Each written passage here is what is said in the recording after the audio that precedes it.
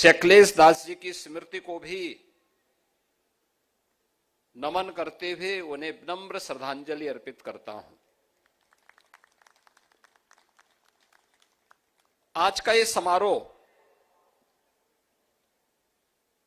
केवल एक दीक्षांत समारोह का जो औपचारिकता है, पास आउट बैच मात्र नहीं है, बल्कि इंडियाज ट्रांसफॉर्मिंग जनरेशन का एक उदाहरण भी है। और इसके लिए जो छात्र छात्राएं यहां से अपनी उपाधि प्राप्त करते हुए आगे बढ़ रहे हैं, उनके विजनरी लीडरशिप में आने वाले समय में हमारा भारत या हमारा प्रदेश एक नई गति प्राप्त करेगा, इसमें कोई संदेह नहीं।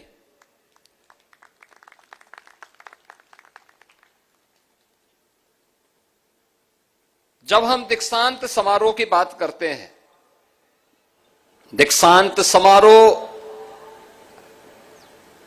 भारत की प्राचीन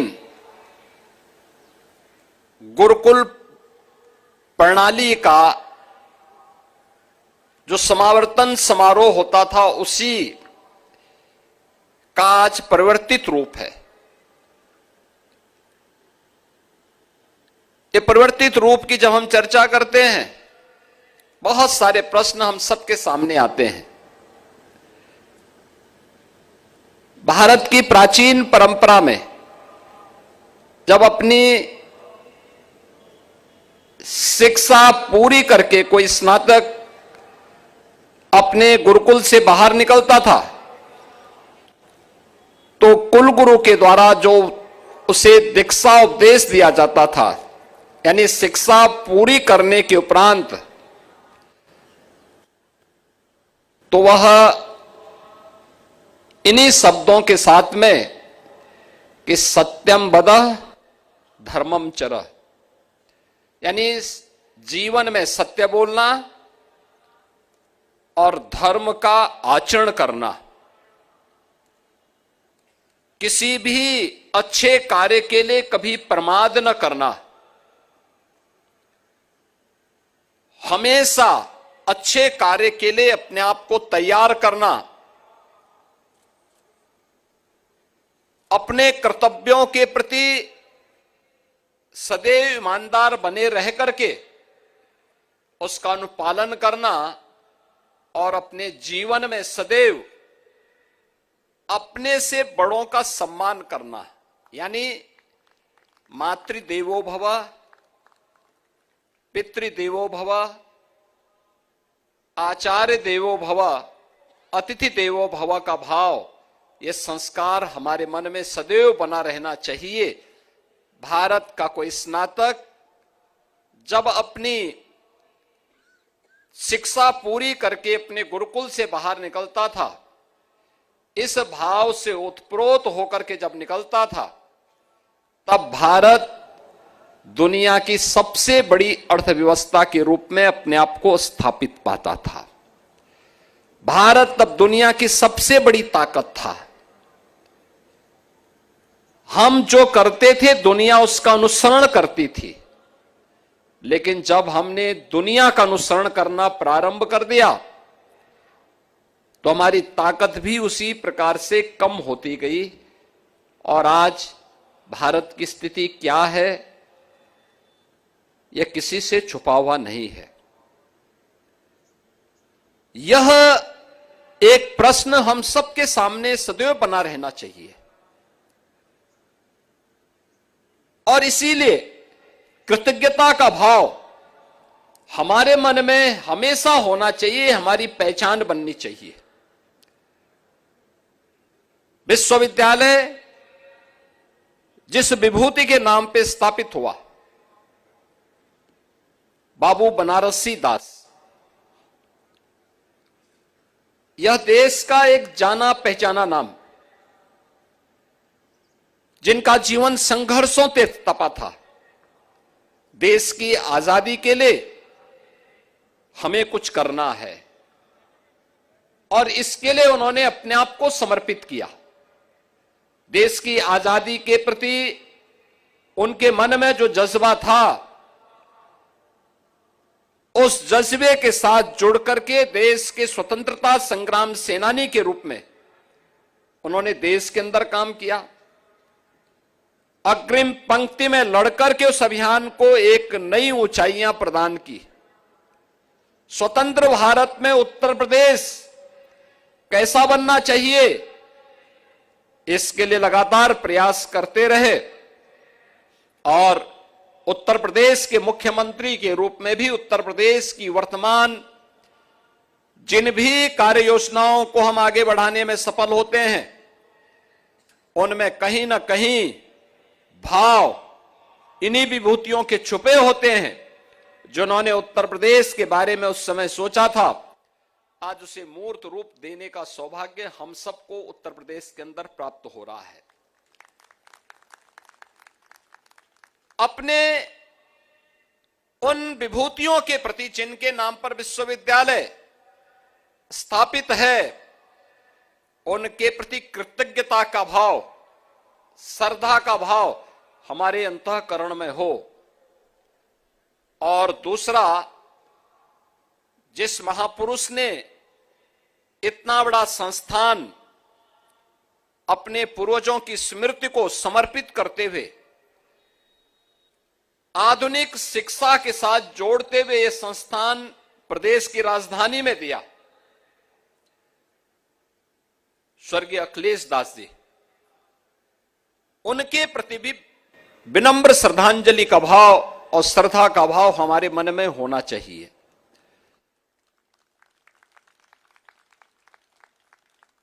स्वर्गीय अखिलेश दास जी ने केवल शिक्षा के लिए नहीं, स्पोर्ट्स के साथ भी संस्थान को जोड़ा था। आज आप देख रहे होंगे नए भारत में प्रधानमंत्री मोदी जी के नेतृत्व में आज भारत ने जो दूरी तय की है, एक लंबी छलांग लगाने के लिए दुनिया के अंदर भारत आज जिस उत्साह के साथ, जिस उमंग के साथ आगे बढ़ा है, वो हम सबको एक नई प्रेरणा प्रदान करने वाला है।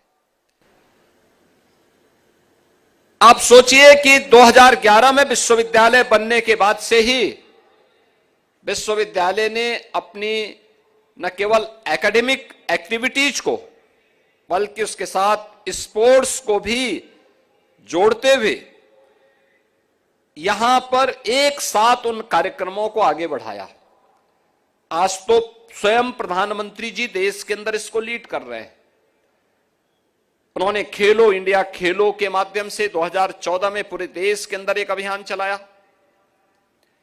फिट इंडिया मूवमेंट के माध्यम से लोगों को स्पोर्ट्स के लिए कुछ समय देने के लिए कार्यक्रम के लिए उसे तैयार किया। सांसद खेलकूद प्रतिस्पर्धा के माध्यम से भी खेलकूद के प्रति लोगों के मन में एक भाव पैदा हो, इसके लिए एक नई प्रेरणा प्रदान की।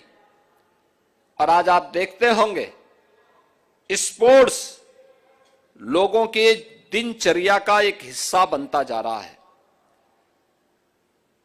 और यह किसी एकेडमिक संस्थान में स्पोर्ट्स भी उसका एक महत्वपूर्ण हिस्सा हो और उसके पास इतना भव्य स्टेडियम भी हो, बैडमिंटन एकेडमी भी हो। यह बीबीडी की एक बड़ी उपलब्धि है प्रदेशवासियों के लिए, लखनऊ वासियों के लिए। अखिलेश दास जी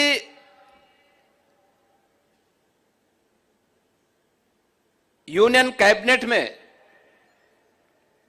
जब थे तो उस समय मुझे भी सांसद के रूप में देश की संसद में रहने का अवसर प्राप्त हुआ था और मैं देखता था उनके सहज और सरल व्यवहार को, विकास के प्रति उनके मन में एक उदग्र भाव को, शिक्षा के प्रति, समाज सेवा के प्रति उनके मन में जो एक सकारात्मक भाव था वह हम सबको तब भी देखने को मिलता था। और मुझे प्रसन्नता है कि आज उन भावों को एक नई ऊंचाई प्रदान कर रहे हैं विश्वविद्यालय की कुलाधिपति और विश्वविद्यालय के प्रति कुलाधिपति श्री विराज सागर दास और उनकी पूरी टीम अपने संस्थापकों के उस विजन को मूर्त रूप देकर के उसे मजबूती के साथ आगे बढ़ाने का कार्य कर रहे हैं। और अब केवल यह एक रूटीन के डिग्री प्रदान करने वाला संस्थान नहीं बल्कि भारत की और वर्ल्ड यानी ग्लोबल इमर्जिंग सेंटर के रूप में, उस इमर्जिंग टेक्नोलॉजी के एक नए हब के रूप में बीबीडी को स्थापित करने की दिशा में उनके द्वारा एक नया प्रयास प्रारंभ हुआ है। हमें इस बात को ध्यान में रखना होगा कि दुनिया तकनीक को तेजी के साथ अपना रही है। इसमें हम अपने आप को रोक नहीं सकते। याद रखना, दुनिया जहां जा रही है, हमें दुनिया से 10 कदम आगे की सोच लेकर के जब हम चलेंगे तब दुनिया हमारा अनुगमन करने के लिए मजबूर होगी। हम लकीर के फकीर नहीं बन सकते।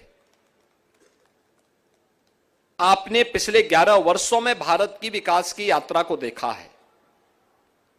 भारत की जो विकास यात्रा पिछले 11 वर्षों में देश के अंदर देखने को मिल रही है, इस विकास यात्रा को जिसका आज दुनिया भी उसके पीछे चलने के लिए अपने आप को मजबूर करती है कि हां, हमें इसको अंगीकार करना ही होगा। और हर भारतवासी भी जिस पर गौरव की अनुभूति आज के दिन पे कर सकता है, वह सबसे पहले परसेप्शन 14 के पहले और 14 के बाद कितना परिवर्तन देश के अंदर देखने को मिला है। लोगों में जो हताशा थी, निराशा थी, उसे आज आशा और उत्साह में भरने का काम 2014 के बाद प्रधानमंत्री मोदी जी के नेतृत्व में देखने को मिल रहा है। हर एक क्षेत्र में भारत ने एक नई छलांग लगाई है। आप याद करिए, आपके सामने 2014 से ही जब भारत ने यानी छोटे छोटे प्रयोग करके दुनिया को बताया कि इसके परिणाम क्या होने जा रहे हैं। लोगों को पहले लगता था कि एक केवल टाइम पास करने का एक माध्यम होगा, लेकिन जब उसके परिणाम आने प्रारंभ हुए, जब मोदी जी ने कहा कि हर गरीब के बैंक में अकाउंट होने चाहिए, तो लोगों ने प्रश्न किया कि 15 लाख कहां है। आप याद करिए, जिनकी नकारात्मक दृष्टि होती है वे नकारात्मक स्वर बोलते हैं।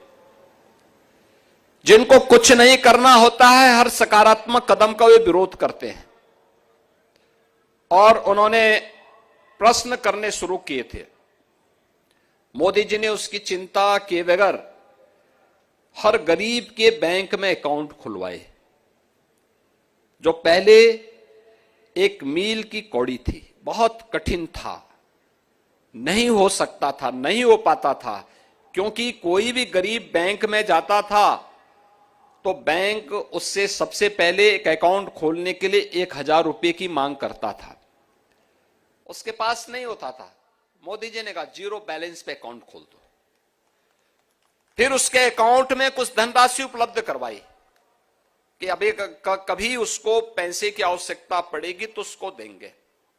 और फिर उन्होंने देश के अंदर डिजिटल इंडिया मिशन को आगे बढ़ा करके आज डीबीटी के माध्यम से शासन की सभी योजनाएं बिना किसी कट के सीधे गरीब के खाते में जब जा रही है, तो देश के अंदर 50 करोड़ परिवार सीधे सीधे उन योजनाओं के साथ जुड़ता हुआ दिखाई देता है। यानी भ्रष्टाचार पर कितना बड़ा प्रहार है। सब कुछ डिजिटल पेमेंट के साथ जुड़ गया है। लोगों को किसी को समझ ही में नहीं आता था कि बैंक में गरीब का खाता खोलकर क्या होगा। उसमें भ्रष्टाचार पहले होता था, और जिसके बारे में स्वर्गीय राजीव गांधी जी ने बार बार भी कहा कि हम 1 रुपया भेजते हैं लेकिन गरीब के पास 15 पैसा पहुंच पाता है, बाकी पैसा बीच में गायब हो जाता है। यह उनकी चिंता थी। तब तकनीक के प्रति इतनी जागरूकता नहीं, लेकिन उस समय किया गया। आज हमारे पास डिजिटल इंडिया मिशन है। युवाओं के लिए पीएम स्टार्टअप की स्कीम है, पीएम स्टैंडअप की स्कीम है। और जब पूरी दुनिया इस सदी की सबसे बड़ी महामारी के साये में जी रही थी, दुनिया की सुपर पावर भी इस महामारी के सामने पस्त थी, तब भारत अपने यहां बेहतर कोविड प्रबंधन के साथ ही Bharat new national education policy को अपने यहां लॉन्च कर रहा था। याद करिए, नेशनल एजुकेशन पॉलिसी एक परंपरागत डिग्री को नहीं, जो मोदी जी ने डिजिटल इंडिया मिशन की घोषणा की,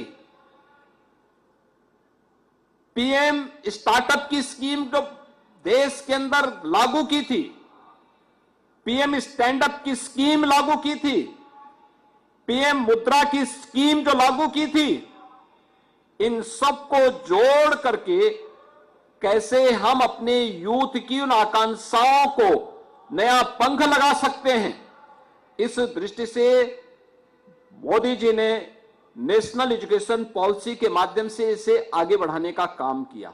और उन्होंने केवल यही नहीं किया, उन्होंने कहा हमारे पास स्केल है, लेकिन उस स्केल को स्किल में बदलना है।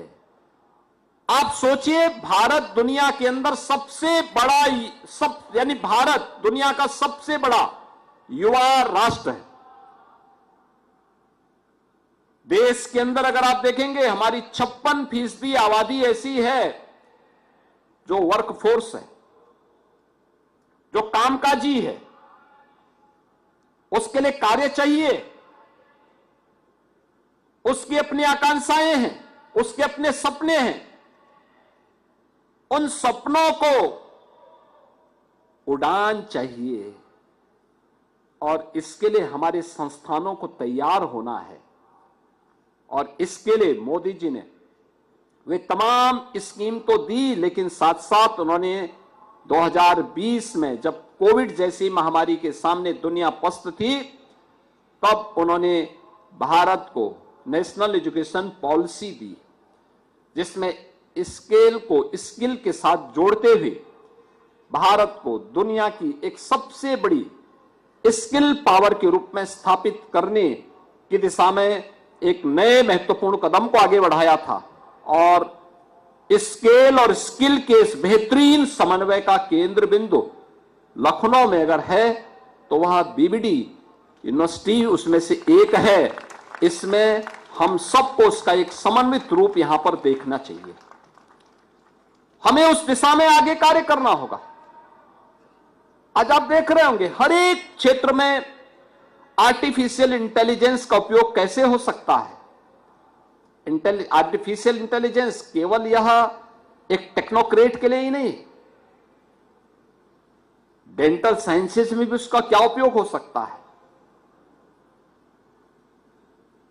लॉ में उसका उपयोग कैसे हम कर सकते हैं, मैनेजमेंट में एआई का उपयोग कैसे हो सकता है, हमारे डे टू डे के कार्यों में एक पत्र भी ड्राफ्ट करना है तो एआई आपके लिए उपयोगी हो सकता है, बहुत उपयोगी हो सकता है। और मुझे लगता है यह आज की आवश्यकता है। लेकिन याद रखना, वह आपके द्वारा ही संचालित हो, आप उसके द्वारा संचालित न हो। कोई भी तकनीक होनी चाहिए वो मनुष्य के द्वारा ही संचालित होनी चाहिए। मनुष्य उसके द्वारा संचालित न होने लग जाए, उस खतरे से हमें अभी बचने की आवश्यकता है। आपने देखा होगा रोबोटिक में भारत ने एक लंबी छलांग लगाई है। उसमें हमारे स्तर पर भी कुछ कार्य होने चाहिए। हमारे यहां जो टेक्नोलॉजी के क्षेत्र में हम कार्य कर रहे हैं, जो हमारा इंजीनियरिंग का इंस्टीट्यूट है, उसे भी इस दिशा में नए प्रयास को आगे बढ़ाना होगा। उस दिशा में अपने आप को तैयार करना होगा। जो प्रोजेक्ट वर्क मिले हम उस दिशा में प्रयास करें। हमारी यहां की आवश्यकता क्या है? यहां के युवाओं की, यहां के अन्नदाता किसानों की, यहां के श्रमिकों की, यहां के अलग अलग सेक्टर से जुड़े हुए लोगों की। क्या हम रोबोटिक का उपयोग करते हुए जो अभी भी ऐसे कार्य हैं जिन कार्यों के माध्यम से अक्सर हमें जनहानि देखने को मिलती है, क्या उस जनहानि को रोकने के लिए हम रोबोटिक का इस्तेमाल कर सकते हैं? और हो सकता है। जैसे आप देखते होंगे अक्सर सीवर के मेन होल की सफाई करते हुए जब कोई व्यक्ति, कोई मनुष्य वहां जाता है, कोई सफाई कर्मी वहां जाता है, अक्सर वहां पर रिसने वाली अमोनिया और मीथेन गैस की चपेट में आता है और दम तोड़ देता है। अनह्यूमन भी है। एक मनुष्य सीवर की सफाई करने के लिए जाए, उसके जीवन के साथ खिलवाड़ भी होता है। क्या आप पैसे से किसी व्यक्ति की जिंदगी को वापस कर सकते हैं? कभी नहीं। हम तकनीक का उपयोग कर सकते हैं, रोबोट उसमें एक योगदान दे सकता है। हमें प्रयास करना चाहिए कि हमारी आवश्यकता क्या है, हम उसके अनुरूप रोबोट को तैयार करते हुए और उस सीवर लाइन को और मेन होल को सफाई करने में उसका उपयोग करेंगे। जनहानि भी रुकेगी, कार्य आसानी से भी होगा और साथ साथ हम लोगों को एक बेहतर, यानी जिसे आप ईज ऑफ लिविंग कह सकते हैं, इस लक्ष्य को प्रदान करने में हम भी अपने स्तर पर उसे योगदान दे सकते हैं। अक्सर हम देखते हैं कि सिंगल यूज प्लास्टिक को सरकार ने बैन कर रखा है, या सामान्य रूप से हम लोग दुनिया के अंदर कहीं जाते हैं, हम वहां के नियम कानून को मानते हैं और नियम कानून को इस रूप में मानते हैं दोनों प्रकार से। ट्रैफिक सेंस की दृष्टि से भी मानते हैं। ट्रैफिक के लिए अगर रेड लाइट आ गई तो हम वहां गाड़ी अपनी खड़ी करते हैं। बाइक से जा रहे हैं तो हेलमेट पहनते हैं, फोर व्हीलर में है सीट बेल्ट बांधते हैं। लेकिन अपने देश में हम बाइक से जाएंगे तो हेलमेट नहीं पहनेंगे, फोर व्हीलर में जाएंगे तो सीट बेल्ट नहीं लगाएंगे। रेड लाइट आएगी तो एक प्रतिस्पर्धा होती है कि कौन पहले रेड लाइट का उल्लंघन करेगा। ये जो प्रतिस्पर्धा का भाव है, ये नकारात्मक भाव है। हम दुनिया के अंदर कानून मानते हैं, अपने देश के अंदर कानून नहीं मानते। हम जाएंगे विश्वविद्यालय परिसर में हैं और विश्वविद्यालय परिसर में रह करके हमने कुछ भी खाया और उसके रेपर को हम सड़क पे फेंकते हैं। कहीं डस्टबिन होगा वहां डाल सकते हैं, नहीं है तो अपनी जेब में रख करके जब डस्टबिन आएगा तब डाल सकते हैं। लेकिन एक सिविक सेंस वहां पे हमारा लुप्त हो जाता है। हम अपनी धुन में इतने मस्त रहते हैं कि जहां मर जाते हैं वहां कूड़ा फेंक देते हैं। और हर एक कार्य की जिम्मेदारी, ये केवल संस्थान की बात नहीं कर रहा हूं, घर में भी यही होता है। घर में भी हम यही कार्य करते हैं, घर के अंदर भी जहां तहां फेंकते हैं और बाकी कुछ बच जाता है तो घर का कूड़ा सड़क में फेंक देते हैं और हमें मानते हैं म्युनिसिपल कॉर्पोरेशन आएगा, सफाई कर्मी आएगा, वो अपने आप उठा देगा। हमारी सिटी क्या साफ रह पाएगी? नहीं रह पाएगी। मैं आश्चर्यचकित था, लखनऊ में G20 की एक समिट थी। हम लोगों ने एक G20 रोड बनाया, उसकी सजावट की और सजावट करके वहां अच्छे गमले लगाए, सीसीटीवी कैमरे लगाए। मैंने एक दिन देख रहा था, मैं कुछ गमले गायब हो गए थे, तो मैंने देखा मर्सिडीज से आकर के गमला लेकर के जा रहे हैं। अब आप सोचो मर्सिडीज गाड़ी की कीमत क्या है और एक गमले की कीमत क्या होगी, लेकिन वो जल्दी जल्दी भरे जा रहा है। हमने कहा देखो पकड़ेंगे तो भी बेइज्जती है, पूरी सिटी की बेइज्जती होती है, और कार्रवाई न करें तो भी एक अच्छा कार्य जो किया गया है प्रशासन के द्वारा या व्यवस्था के द्वारा वह भी भंग हो रहा है। तो हमने कहा उनको बुला करके केवल ये फुटेज दिखा दो कि देखो भाई कुछ गमले हमारे गायब हुए हैं, सीसीटीवी फुटेज में ये आपकी गाड़ी आ रही है, आपका फोटो आ रहा है, भाई इतना बोल करके छोड़ देना। ये स्थितियां हैं और इसीलिए मैं आप सबसे कहूंगा संस्थान हमें टेक्नोलॉजी के साथ भी जोड़े, लेकिन साथ साथ उन संस्कारों के साथ भी जोड़े जिसपे एक मजबूत इमारत का निर्माण हमें विकसित भारत के रूप में करना है। याद रखना, विकसित भारत का जो प्रधानमंत्री मोदी जी का विजन है वह विकसित यूपी से होगा, और विकसित यूपी से वह तब सब सपना साकार होगा जब आप सभी मिलकर के सामूहिक प्रयास करेंगे। एक व्यक्ति नहीं, सरकार अपने स्तर पर इनिशिएटिव ले सकती है, तो अगर कदम आगे बढ़ा सकती। पिछले 8-8.5 वर्ष में हम लोगों ने उत्तर प्रदेश की जनता का मैं अभिनंदन करूंगा कि जिस उत्तर प्रदेश के बारे में लोग कहते थे कि उत्तर प्रदेश नहीं सुधर सकता, क्योंकि मुझे एक लंबे समय तक देश की संसद में भी कार्य करने का अवसर प्राप्त हुआ और मैं अक्सर देखता था भारत सरकार के जब आंकड़े आते थे उन आंकड़ों में उत्तर प्रदेश का कहीं नाम नहीं होता था। उत्तर प्रदेश बॉटम 5 में रहता था। हम तरसते थे कि यूपी टॉप 3 में कब आएगा, ये बॉटम 3 में तो है, टॉप 3 में यूपी क्यों नहीं किसी भी स्कीम में। 2017 में जब हमें अवसर प्राप्त हुआ, हम लोगों के मन में एक भाव आया कि वास्तव में यूपी टॉप 3 में क्यों नहीं हो सकता। हमने यूपी टीम के साथ में अपने मंत्रिमंडल के साथ हम लोग बैठे, प्रशासनिक अधिकारियों के साथ बैठे,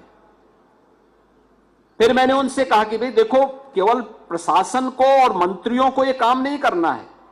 याद करना, कोई भी स्कीम तब तक सफल नहीं हो सकती जब तक उसमें जन सहभागिता नहीं होगी। हम जन सहभागिता बढ़ाएं, डायलॉग पब्लिक के साथ हमारे डायलॉग अच्छे होने चाहिए। परिणाम क्या रहा? आज आप देखते होंगे भारत सरकार की जितनी भी स्कीम निकलती हैं, जितनी स्कीम निकलती हैं, उन स्कीम में यूपी टॉप 3 में है, टॉप 3 में। आज यूपी पीछे नहीं है किसी भी उसमें। आप देखेंगे यूपी आज देश के अंदर अपनी पहचान के लिए मोहताज नहीं है। प्रयास करने से सब कुछ हो सकता है, लेकिन इसके लिए हमें समाधान पे विचार करना होगा। याद रखना, जीवन में सफलता के 2 ही मार्ग हैं, और सफलता का सबसे बड़ा मार्ग है हम समाधान की तरफ जाएंगे तो सफलता प्राप्त होगी। हम समस्या की तरफ जाएंगे, समस्या को बार बार गिनाते रहेंगे तो हम कभी सफल नहीं हो सकते। समस्या की बजाय समाधान पर ध्यान दीजिए, और समाधान का मार्ग तब निकलेगा जब हम सभी मिलकर के सामूहिक रूप से प्रयास प्रारंभ करें। आखिर यही प्रदेश था ना, 2017 के पहले याद करिए, जब प्रदेश के अंदर सरकार बनी थी, चैलेंज था हम सबके सामने, क्योंकि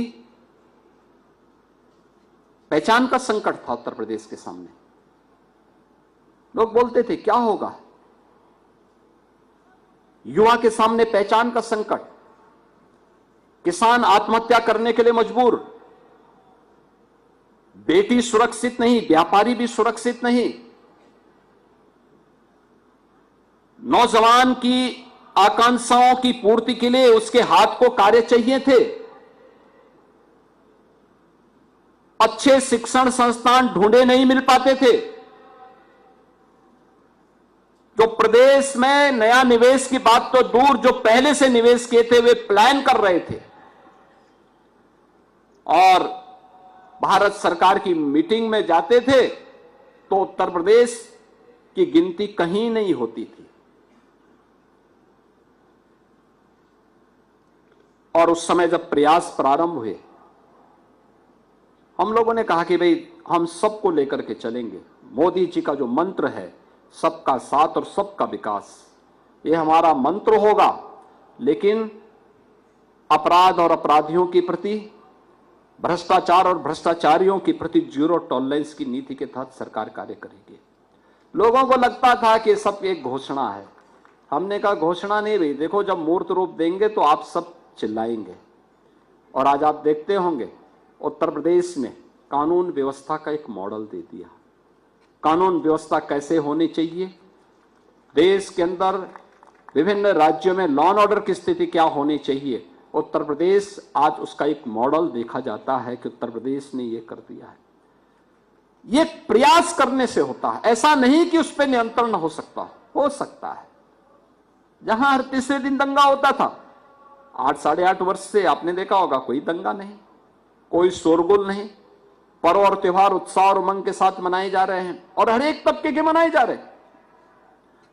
हर एक, क्या होली हो, क्या दीपावली, क्या विजयादशमी, क्या रक्षाबंधन, क्या क्रिसमस, क्या ईद, बकरीद, सब कुछ तो सारे पर्व और त्योहार बहुत उमंग और उत्साह के साथ मनाए जा रहे हैं। आज जब कोई पूछता है या मेरे पास आते हैं लोग, मैं पूछता हूं त्योहार अच्छा हो गया ना, अच्छा हो गया, मैं उनसे तब पूछता हूं कि देखिए कानून का शासन ऐसे ही होता है।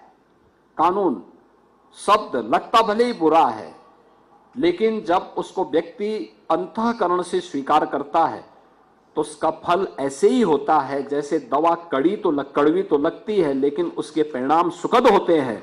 ऐसे ही कानून है हमारे जीवन का हिस्सा, हमें उसका पालन करना ही होगा, उसको अपने जीवन का हिस्सा बनाना ही होगा। और यह जब हम करेंगे तो हर एक क्षेत्र में उसके परिणाम हम सबको देखने को मिलेंगे। एक कानून व्यवस्था पे कार्य किया गया, परिणाम क्या हुआ, उत्तर प्रदेश के अंदर निवेश की झड़ी लग गई। जिस प्रदेश में 5 वर्ष में 50,000 करोड़ का भी निवेश नहीं आ पाता था, उस प्रदेश में हमने 8 वर्ष में 45 लाख करोड़ रुपए से अधिक के निवेश प्रस्ताव को लाने में सफलता प्राप्त की। अनुमान करिए उत्तर प्रदेश के अंदर थोड़ी भी पहल होती, जहां चाहा वहां राह, अपने आप रास्ता निकलता है। मैं भौचक था और यह आदत भी है, आदरणीय प्रधानमंत्री जी का मार्गदर्शन भी हमें प्राप्त होता है। मन में एक भाव था, यह देश जब आजाद हुआ था तब उत्तर प्रदेश की स्थिति क्या थी। 1950 में उत्तर प्रदेश भारत के अंदर, भारत की अर्थव्यवस्था में उत्तर प्रदेश का शेयर हुआ करता था 14%। और 2017 में जब हम लोग उत्तर प्रदेश की सत्ता हमारे पास आई, हमने देखा भारत की अर्थव्यवस्था में यूपी का योगदान क्या है, तो ये मात्र 8% से कम रह गया था, 8% से भी कम रह गया था। यूपी में निवेश क्यों नहीं हो रहा है? कारण है सुरक्षा नहीं। जब व्यक्ति ही सुरक्षित नहीं तो पूंजी कैसे सुरक्षित होगी? कोई सुरक्षित नहीं। सुरक्षा की गारंटी उसे मिलनी चाहिए। हमने कहा हम इस गारंटी को लेंगे और उन्होंने कहा साहब नियमों में सरलता होनी चाहिए। हमने कहा ease of doing business UP 14 number प्रदेश में था, यानी देश के अंदर जितने राज्य थे यूपी का स्थान 14वें नंबर पर था। हमने कहा यूपी को हम टॉप स्टेट में लेकर के जाएंगे और आज मुझे बताते हुए प्रसन्नता है, हमने मात्र 2 वर्ष के अंदर यूपी को नंबर 2 स्थान पर पहुंचाया और आज देश के अंदर टॉप अचीवर स्टेट के रूप में उत्तर प्रदेश की गिनती होती है। उत्तर प्रदेश के अंदर अलग अलग सेक्टर में हमें कार्य करने हैं। आज हमने इसके लिए पॉलिसी बनाई। पिक एंड चूज नहीं होगा, पिक एंड चूज नहीं होगा। जब स्वर्गीय अखिलेश दास जी ने यहां विश्वविद्यालय बनाने का निर्णय लिया होगा, उनसे कहा गया होगा कि आप 100 एकड़ लैंड पहले इकट्ठा करिए तब। अब आप सोचो कि उस समय ये आउटर सिटी था, उन्होंने अपनी क्षमता और सामर्थ्य से 100 एकड़ के क्षेत्रफल में विश्वविद्यालय बना लिया। आज के दिन पे कोई बना पाएगा? नहीं बन पाएगा। लखनऊ जैसी सिटी में 100 एकड़ लैंड, ये बहुत कठिन कार्य है, किसी प्राइवेट इन्वेस्टर के लिए असंभव कार्य है। लेकिन उसी समय सरकार के चहेते लोगों के लिए 10 एकड़ में भी विश्वविद्यालय के लिए स्वीकृति दे दी गई। Pick and choose. हमने कहा ये पिक एंड चूज नहीं हो सकता। हम किसी का चेहरा देख करके निर्णय नहीं लेंगे। सरकार की पॉलिसी एक समान होनी चाहिए, चेहरा देख करके नहीं, उसकी क्षमता और उसकी योग्यता को देख करके एक समान पॉलिसी हो, पॉलिसी के दायरे में लोग आए और उसका लाभ लें। इसके लिए हम लोगों ने यूपी के अंदर अलग अलग सेक्टर की 33 सेक्टोरियल पॉलिसीज बनाई और पॉलिसीज के तहत कहा कि भाई लैंड बैंक हमारा, आप आइए, इस पॉलिसी को देखिए, आपको अच्छा लगता है यहां निवेश करिए, सरकार आपको सुरक्षा की गारंटी देगी, हर प्रकार की सुविधाएं देगी, आप आइए। तभी निवेश आया अलग अलग सेक्टर में। आपने देखा होगा सच्चे मित्र की पहचान कब होती है? जब आपके ऊपर संकट आता है। देश के सामने ऐसे संकट आया और प्रधानमंत्री मोदी जी की लीडरशिप में जब भारत ने ऑपरेशन सिंदूर की घोषणा की, ऑपरेशन सिंदूर में आपने देखा होगा भारत के पराक्रम को, भारत की रक्षा सेनाओं के पराक्रम को, और उस पराक्रम में हमारे सेना के जवानों का साथ, प्रधानमंत्री मोदी जी का मार्गदर्शन और सानिध्य तो था ही। उत्तर प्रदेश राज्य को भी गौरव की अनुभूति होती है कि हम भी भारत की रक्षा सेनाओं के साथ में थे, क्योंकि ब्रह्मोस मिसाइल इसी लखनऊ में बनी है और ये उत्तर प्रदेश सरकार की डिफेंस मैन्युफैक्चरिंग कॉरिडोर का पार्ट है। मुझे याद है जब ब्रह्मोस मिसाइल के लिए लैंड देनी थी, कहां लैंड मिलेगी? मैंने कहा लखनऊ में मैं लैंड दूंगा और फ्री में लैंड दूंगा। देश की सुरक्षा का मामला आएगा, हम सब कुछ करेंगे। हमने फ्री में लैंड दी। लोगों ने कहा कि इतना पैसा आप जमीन पे लगाएंगे, कैसे आगे चलेगा? हमने कहा सब पैसा यहीं से आएगा, देखना। और पहली खेप वहां से निकली है। आप मान के चलिए कि हर वर्ष जब पूरी कैपेसिटी से ब्रह्मोस मिसाइल का या नोड काम करना प्रारंभ करेगा, उत्तर प्रदेश को प्रति वर्ष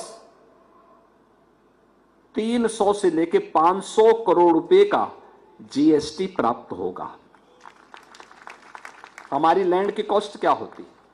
जब 2020 में हमने लैंड का ऑफर किया था और ये लैंड 2022 में उपलब्ध करवाई, तब इस लैंड की कॉस्ट